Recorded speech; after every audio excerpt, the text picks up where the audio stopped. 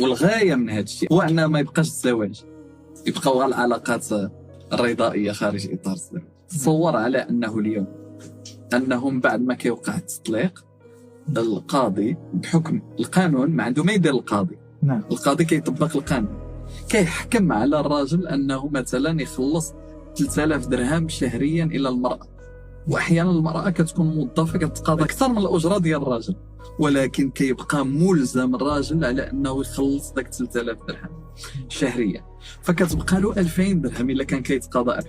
ما كيقدر لا يبني اسره جديده، ما كيقدر يتزوج زواج اخر، ما كيقدر انه يبني يصرف على اطفال اخرين وليداته الاخرين، كيبقى عايش ب 2000 درهم. ولا واحد النهار ما قدرش مثلا طردوه من الخدمه، كينتهي به المطاف في السجن في اطار مسطرات اهمال الاسره، واليوم كاين الالاف